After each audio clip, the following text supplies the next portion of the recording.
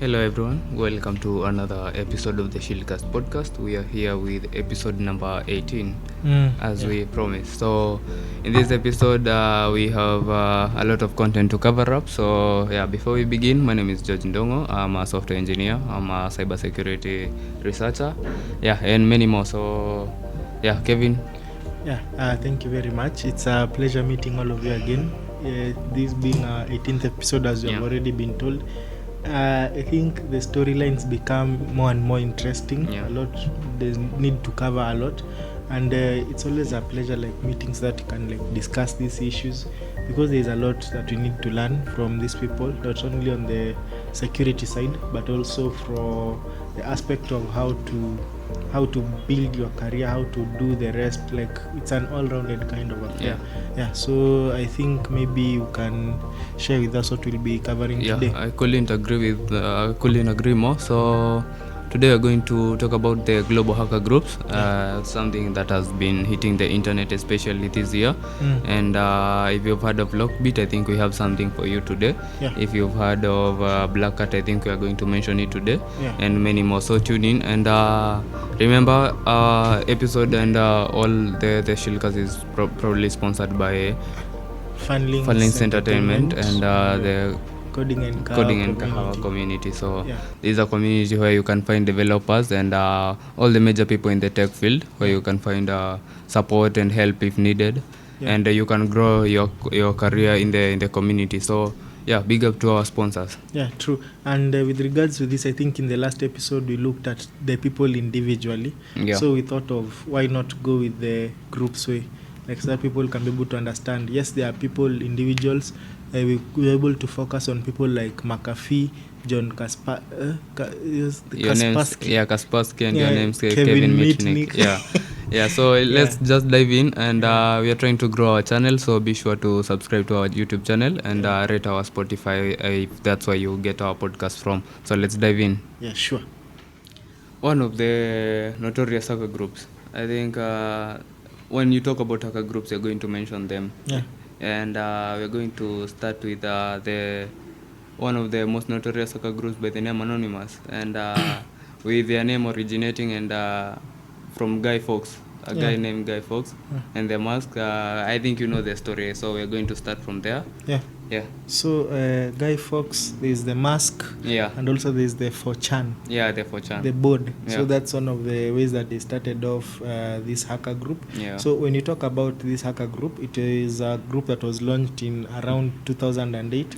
And they started small, somehow, if we may say. It's like the way you would invest money. You just build up your business progressively. But it started off by attacking games, the way you would be able to score, and then your things become compromised here and there. So the operations of the games were somehow not going on well. And that one of the games or the platform they used was the 4chan. And this group has been well known for masks. So if you just Google hackers online, the first thing you'll see is the anonymous mask. So, and also I've seen in the Kenyan landscape, there's a time that it was somehow a fashion. I think after the La Casa de Papel movie, you'd see people walking around with these masks with red tracks. I think they coined the name Anonymous. It originally came from them, the act of posting something online without maybe this showing your identity. But from there, I think since their growth, I think with the Russia-Ukraine war, they decided let's become a little bit lenient on our anonymity. And so that's when they decided to open a Twitter account. And one of the first things that they did was to bring forth warnings to the Russian side, and especially targeting Vladimir Putin's government. That is why you find that this group was able to take down various government agencies in favor of the Ukraine side. They are more in the anti-Putin campaign. Exactly. And it's very interesting because Russia is a country that is known for a lot of hacker activities. But why is it that the largest hacker group is trying to fight against them and trying to bring such a compromise? I think someday we're going to focus maybe on the countries, but maybe let's leave that for another day. But when you come to the countries, you cannot fail to mention Russia, let alone Israel and all the others, but you cannot fail to mention Russia. So, which made me wonder why should they attack Russia? Were they affiliated with Russia? Because the activities, they are anti-Putin. And one of the weapons of Russia is their cybersecurity unit, and that is very strong. True. So made me wonder why should they attack Russia? I think generally it's because of the wars that has been happening, and they are considering Ukraine as the innocent side. So at that moment, when someone is now considered as the young one, is not to be taken care of, is the one to be defended. But on the other side of Russia, there was this event, there's this 2-hour interview that this American guy, I don't remember his name clearly, but he had a 2-hour podcast with Vladimir Putin. And Putin earlier this year. The early dates of this year. So in summary, Putin was trying to derive what is it that is causing him to be in that fight with Ukraine and the rest. So he's taking you through step by step. But regardless, Anonymous on their side have their storyline, and they have a battle to fight, and they have a name to defend. So besides that, what are the maybe other groups that the organization has been able to compromise? What we're going to talk about today, I think with regards to Project Chronology, I think if that's what you are referring to. There was that, and also organizations like PayPal. PayPal was compromised. And they took credit for that. I think that was the reason behind that, was because there are transactions that were being banned from various countries, people if you cannot send money to people this place and the rest. So, and it seems as if they are funding, because these groups need a lot of funding because of resources, the skill set, the expenses here and there. So there needs to be a way of managing. So if you can't provide it for us, why don't we bring you down? So that's how they were thinking about it. And as we wind up, we have the ISIS. They had some relationships with the ISIS, some attacks with regards to that. And I think that was a little bit late into their game, because as we speak now, they are not on top of their game. We have some other hacker groups that have come and replaced them and all that. But even though it's a major hacker group, you never know tomorrow. Someone might just go underwater, but be building up something in the background, not really advocating for them to come back in full swing and bring attacks more and more. It's all about trying to wait and see what is the future holding for them. And I think they always come back, especially with regards to what has been going on this year. We have seen some hacker groups, recent hacker groups being taken down, and then 3-4 days later, weeks later, they come back and they set up their other sites, their secondary sites. So I'm not saying they will come back, but I'm just saying the activities have gone down, and there are other hacker groups which have come up and are on top of their game. One general characteristic about these groups is persistence. True. That even if you say you've brought them down fully, these government reports, they knew you'll never see them again. They have come to their end officially. They have the culprits, the rest, blah blah blah. These confidence building speeches. But after you've had those speeches, it's not saying that they will come with the same name, but you'll find that even the organizations that will come after them, there are some trails or characteristics that attach them back to maybe the anonymous group. So it's always a back and forth. They always try and come back to life. So hacker groups have been finished here and there, but some of them have been coming up. Speaking of coming back, I think we're going to speak next about something more relatable about coming back, the Lazarus hacker group. To North Korea. North Korea. So when you talk about North Korea, what hits your mind before the hacker group? Before the hacker group? Sanctions. I'd say sanctions. I'd say the guy with the black coat. The short guy. The short guy with the box hair, Kim Jong-un. Yeah. But regardless, I think that country is a very interesting one. Very many challenges. It's better off not to save your children, but to take off his portrait. If your father does not obey the law, your generation... It's a very interesting country, and I don't know how these hacker groups live over there. I'm trying to wonder, because the hacker group that we will now look at next is the... Diamonds are made in pressure. Diamonds. Even though there's pressure that will kill you. So it's the Lazarus group, isn't it? So this is a group from North Korea. And it's been existent in very many years. And interestingly, I'm wondering why they've been in the run in a very long period of time and an unfavorable country. Yeah. Because I think it's better off. I'm not saying it's better off where we are, but from the stories we are hearing on that side, we are but in terms of resources, I think they are very well equipped, because it's a hacker group that has a damage of around 4 billion, so they are well equipped. Yeah, then they've been known to bring down Sony Pictures some time back. They destroyed their data, like destruction, releasing it to the public and the rest. You know, it's been an interesting trail of events, because it's like a tradition. Once I breach your organization, I tell you, hey, I have your data, give me X, or I release it. Someone like Elon Musk was not that much frightened by it, especially on the Twitter. But now, this was now based on Sony, a company that has been with a very good reputation, and they were greatly affected. And they've also been able to target banks. The Bangladeshi. The Bangladesh and Poland banks. These people are very rich if they can. I think in terms of resources, they are one of the best in the world. And I think this is one of the factors. Okay, aside from the techniques and the procedures they use, the amount of resources they have, I think it's one of the factors that is making them to be one of the giants in cybersecurity. Yeah. And also, they brought forth one of the attacks that Kevin Mitnick was in the background, the WannaCry attack. Yeah, the WannaCry attack. But before you mention that, I think we should just... there is an episode we did about Kevin Mitnick. The previous episode. That's, I think, episode number 16 there. We mentioned Kevin Mitnick about his life and all his career life. Be sure to check it out. But we'll link the link in the description. So I think this is an attack that mainly comes up, especially when people use the Windows 7. And it was mainly because of the SMB.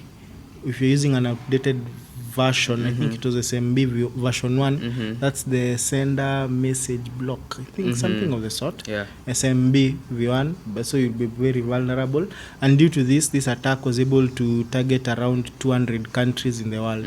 And with that, they were able to make it a ransomware attack, whereby we tell you, give us this amount and we'll be able to give you your data. And in that process, they were able to have charging about $300 to $600 per computer that is attacked. And with that, I think they were able to make over $150,000 free money, of which it was being transacted to a Bitcoin account. And Bitcoin following up. It's kind of difficult, the cryptocurrency. That's why they favored it. But with regards to their owner, because I think even the hacker groups have maybe an image to maintain. So are they one of the hacker groups that used to maybe pay the ransom? Because we usually say there is no one among these, because I don't know, there is this they might be having your information and then they tell you to pay. That's why we always advocate against paying ransom. So you might pay and then they might end up maybe coming back again for your data, or end up leaking your information in the dark web. It's like a song. We come, we steal, you pay, you come, we steal, you pay. Once you tolerate that nonsense, they comes again and knocking again back at your door. So I think what many organizations can do, if not besides focusing on what this hacker group is doing, is the 3-to-1 backup strategy. I think it's the one, like there's an online, there's an off-site, and there's also an on-premises backup. And these backups can be done on a frequent basis. So if a hack maybe today is on Monday. If an attack happens today at 12 p.m., you will be able to go back to Saturday's data. So losing a days or two data it's not some kind of pain, instead of rather than like paying the whole amount. So and then from there they have general characteristics of using their own custom tools, making them like hard to find with regards to the institutions like the FBI. And also with these custom tools, like they are redefining the wheel, you'll find that most of them might be 0 days, like the attacks or methodologies that have never been had.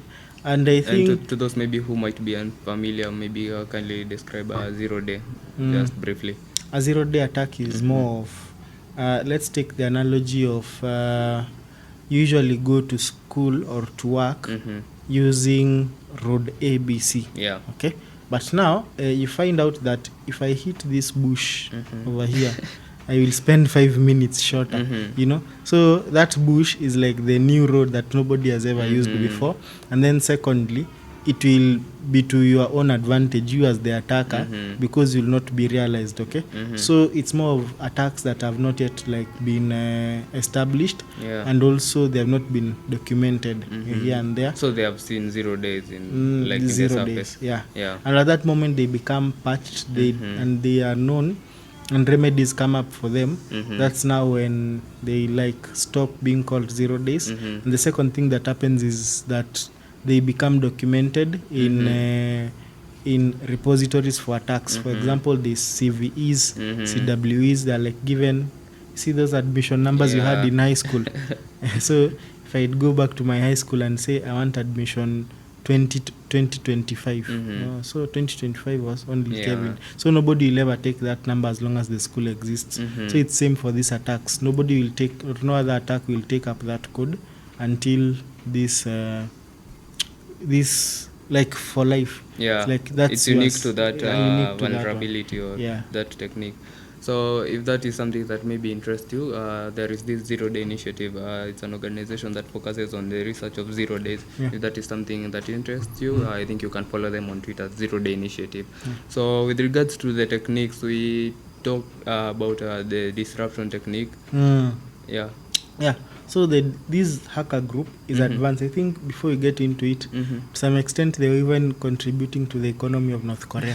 If you remember, because of the intensity of the hacks, what's flowing in, So if you are attracting dollars at a high intensity, the economy is improving. I think that's what led to that dip. You wake up in the morning, it's 163. In the evening, it's 130. So I think with such activities, so as long as you are like affecting the global economy, to some extent you are serving your country, but in the unethical way. And I think another the disruption, that's what we are trying to discuss. So in the disruption bit, they have various, let's call them exploits. Okay, so when you talk about an exploit, let's take an example of you going to the hospital. If I tell the doctor, I have a headache, I am weak, I can't see clearly, the doctor does the tests, you are given your own medication, you are given medicine A, B, C. So tomorrow another different person comes with the same signs. The doctor will use the same strategy to cure the same person. So similarly to exploits, if I see this computer is Windows 10, if I see it has these applications, if I see these ports are open, the strategy that I used yesterday to attack another computer with the same characteristics, the same that I will use to this one. So they are already predefined. So those are what you call exploits. Okay. So with regards to the exploits, they use some like kill MBR. So MBR is there's MBR and GPT in Windows. So they're like the file, not really file systems, but more file formats. I think when you're installing an operating system, you're going to come across them. So they're not, if you read between the lines, you'll see them. They're usually MBR, GPT, and the rest. So they use something called kill MBR. So they go to such a low level such that all the data will be wiped clean. Yeah. So they use that. So they go to the core, clean everything, and leave no trace behind. Another one that they use is QDDoS. So they decide this person does this activity after this amount of days. So what will be done is that you will be able to like wipe off all the data after some specific amount of time.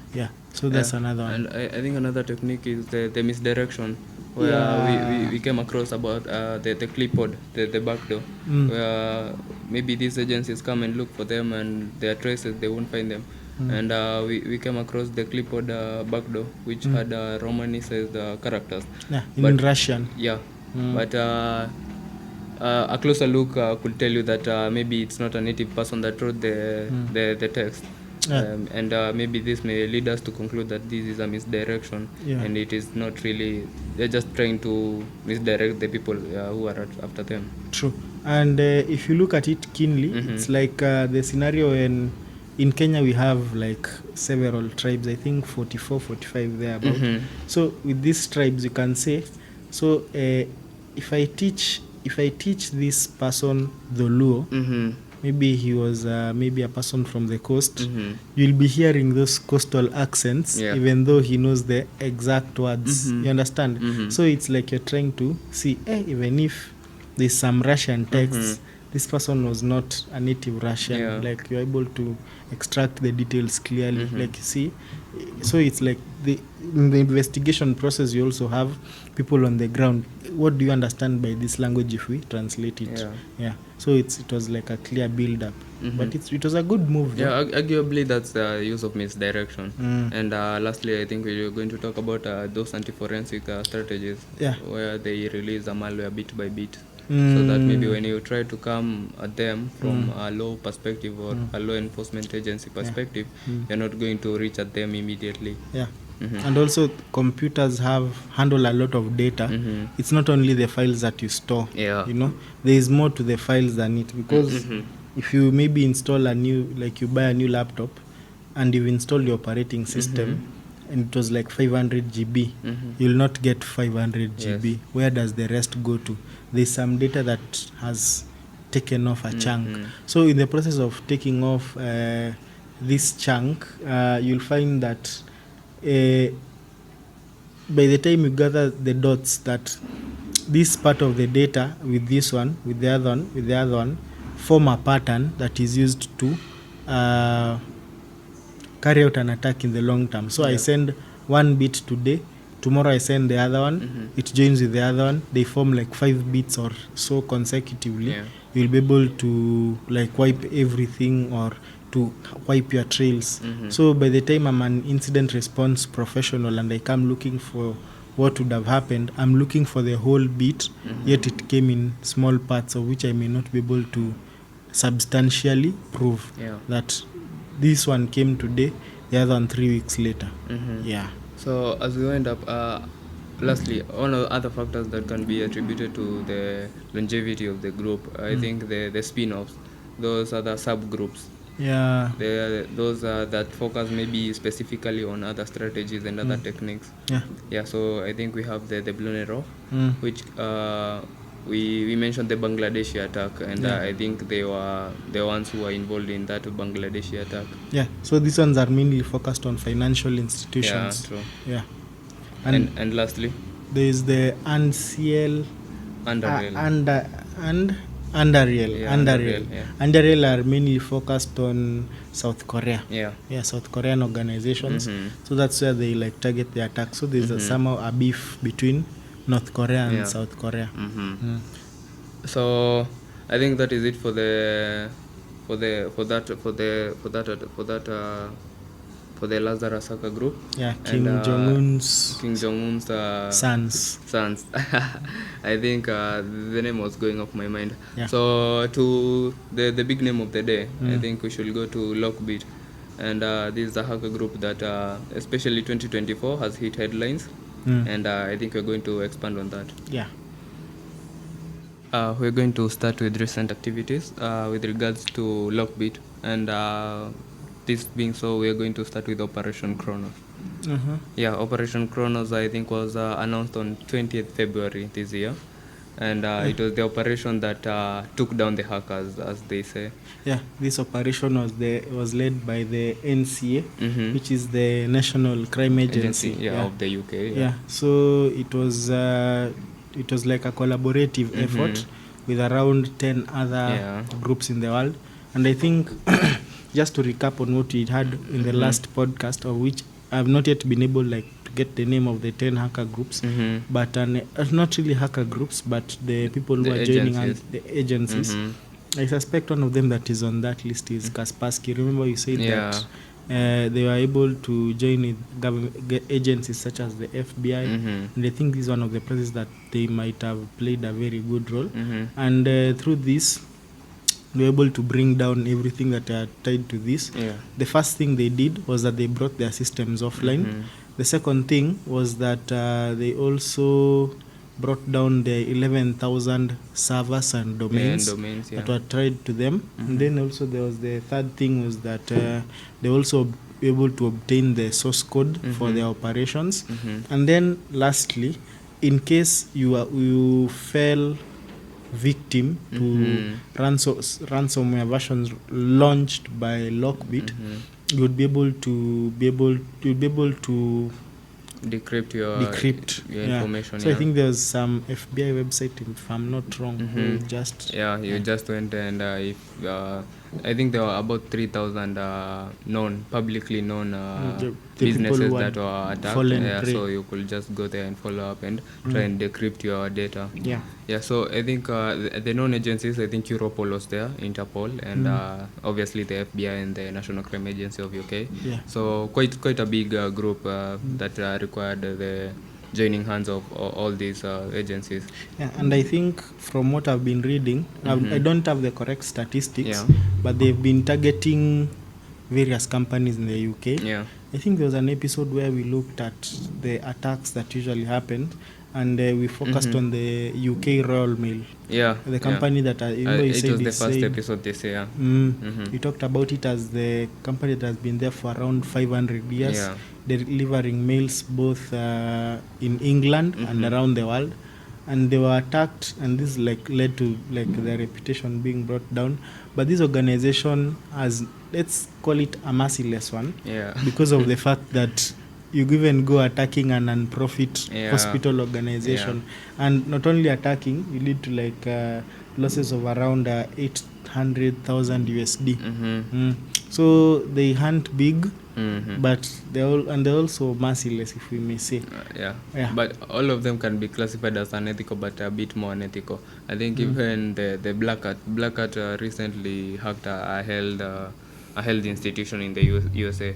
But I'll quote one of the Europol agents stated that as of today, Lockbit is effectively redundant. And from there, the phrase came out, we have hacked the hackers. And I think from then, Lockbit has been down. And trying, just as we said, they're trying to come back and forth, trying to reset up their domains. But in my own opinion, they are the most successful because they are ruthless. But I think they have seen their end. I think this example ties in with what we were looking at or gave some minutes back about the government giving those sweet speeches. There's an example. You have hacked the hackers. So let's wait and see whether the group will come up, whether they will be able to do something else. And then I think they also provide ransomware as a service to clients, which they have affiliates from all over the world. And this group has been somehow disciplined because the business principle has just been the same all the way through. And I think there's maybe a vetting procedure for a person to join in to become an affiliate and the rest, because you can't just become an affiliate in a country and you're just not competent. They held a rating competition. I don't know if it was recruiting Russian people. It was just an essay. Just an essay. It was just an essay with rewards at the end. And also interestingly, the most interesting one that we saw was if you draw a tattoo Yeah. with a logo, we give you $1,000. Yeah. So more of trying to expand their base. Yeah. So if you are a Photoshop guru, check whether that the income source. you can just, hey, you've seen Photoshop doing wonders these days. You just fix what is not there, like, yeah. So and so then there was one also thing you mentioned, just yeah. Maybe to take care of those maybe that are not familiar, maybe expand on ransomware as a service. You mentioned that they employ that RAS, the ransomware as a service. So how does it operate, or how does it go? Yeah, so we'll take ransomware as a service. Let's say you are a farmer. Yeah. Okay, so you have 10 acres of land. You cannot till those 10 acres alone. So you'll maybe try to find X people, and they'll be able to do it faster, even though you'll need to pay them. So it's like now, that's what you can call it, maybe farming as a service. Yeah. I come, I farm On your farm? I farm your farm. I plow I plow your farm, and then you pay me. So similarly to these services, so I attack an organization that you want, and then maybe from there we using see, my own tools. Using my own tools, but you will also get a share, But it's like a back and forth business. So they also offer these services, and I think that's when they were using these websites that were brought down. Yeah. So that's like bringing them down. It's like bringing down their market also. Yeah. So some of the organizations where we mentioned, the UK is Royal Mail, and I think the Boeing. Yeah. So Boeing was also attacked. I think they released 43 GB of data. Yeah, was it true. done? Yeah. So Boeing was there. They released 43 GB of data, and they also stole. They're also requesting for a ransom of about $60 million from a car farm in the UK. Yeah. I believe they usually do their research before this. So when they ask for 60 million, they know they have gone through your financial documents, and they know you're capable of giving us $60 million. Did they hack the tax system for that side? Or maybe they have an insider. Yeah, but who knows the formula? That is one of the strategies, insiders. Yeah, there must be an insider or someone skilled who knows the formula A to Z. It's a psychological game. Not too high, such that they will not be able to pay, and not too low, that we may not be able to get optimum profits. So if they target you 60, they target to say, give me $60 million. They see your potential, you can produce it. So I think time will tell. Time will tell if Lockbit is down, or it's just one of the challenges in their path. Yeah, and also one of the biggest, let's call it CTFs. You remember CTFs? Yeah. Like it's like a riddle. So it's like a riddle where you say, give me the name of the leader of the hacker group, and we will give you $10 million. So maybe I don't know whether that challenge is still open, but it was launched some time back, and I don't know whether they were trying to kind of show their prowess in the field. Like catch me if you can. Yeah, catch me if you can. True. Yeah. So that's like how they work, and the organizations they've attacked, the losses that they've brought. Yeah, so that's how. Yeah, I think one of the blow in the business industry, and their downfall is maybe to be celebrated, but as I said, I think time will tell. And I think we should do that for the Lockbit, and more hacker groups to come in the second section of this episode. This is a two-part episode, so with this episode, I think we're going to wind up over there. There will be no Shilka Spotlight for this episode, but for the next episode, there will be a Shilka Spotlight. So, yeah, stay tuned. Goodbye for now.